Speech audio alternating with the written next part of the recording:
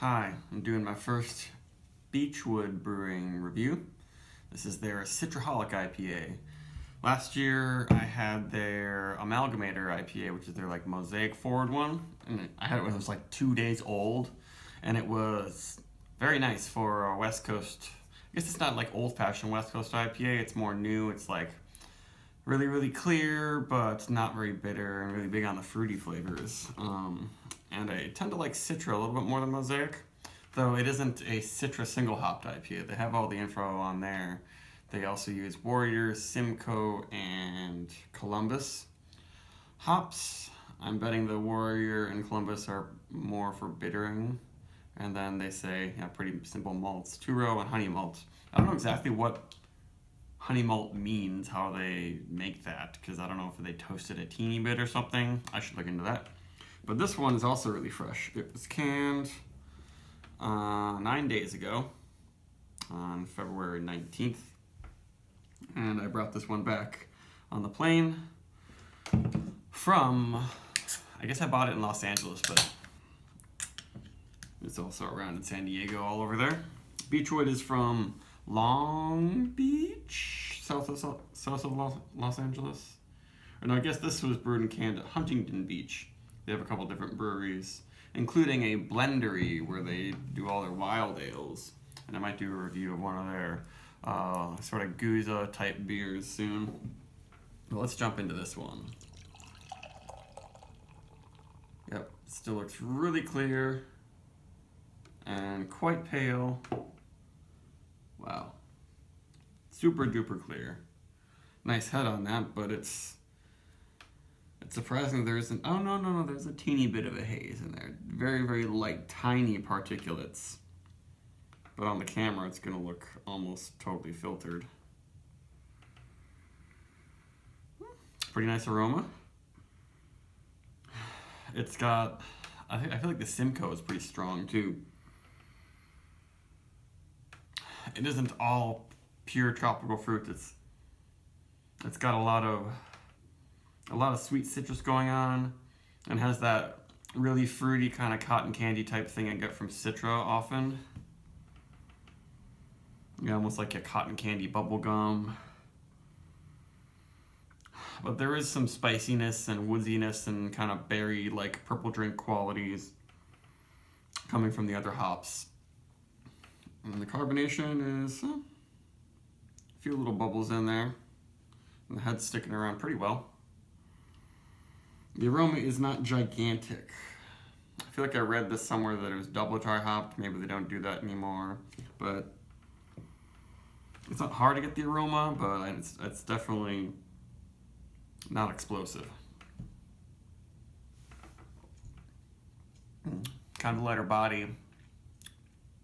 Basically the same kind of flavors. It gets even more with the malt. It's almost more like Honey Nut Cheerios, kind of grapey. People like to say grape nuts. Grape nuts don't taste like grape. And then it's spicy, not very green, I would say. It's like a deep, woody spice mixed in with kind of like foresty wild berries or something like that. And I'm not getting anything except for maybe a super duper clean resinous quality. I'm not getting a lot of like vegetables. Maybe very distant chive, but not really. It's just like a very clean, resinous bud sort of thing going on top of the candy like Citra hops.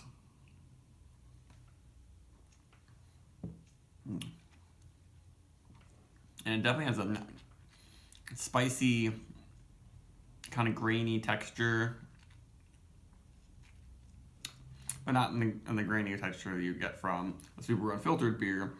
But there's just something a little bit prickly about it on the tongue. It probably has to do with the exact hops and how bitter it is. They do say 70 IBUs on this can. It's more bitter than your East Coast IPA for sure. I guess it just has a lot of old-fashioned alpha acid bitterness happening in this beer. It's pretty good, but it actually reminds me of like Sip of Sunshine. Not quite Alchemist, but it does seem like it's closer to the older wave of New England IPAs than even maybe West Coast style. There might be a little bit more haze on the bottom of this, but it's definitely clearer than Sip of Sunshine. But Sip of Sunshine isn't. It's just a tad hazier than this, and it's about the same color. And I get lots of toastiness. Now the bitterness is building up, so it's like really spicy, toasty Honey Nut Cheerios with some like berries on top and some. I guess you wouldn't put orange juice in there, but there is a lot of citrus, spicy citrus, zesty citrus actually is what I would say. It reminds me of a little bit of the bitter citrus peel, but a lot of like the actual orange oil. It's not juicy like the flesh of a fruit and the actual juice.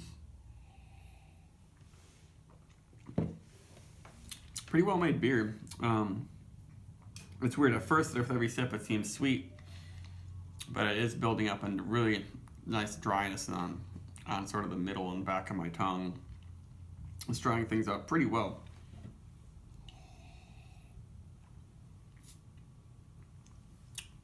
Yeah, I'd probably give this one close to a 4. It isn't my favorite,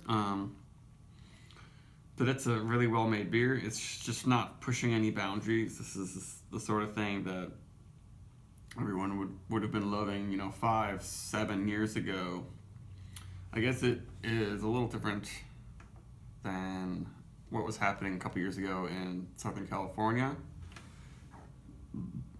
but it's not pushing any boundaries.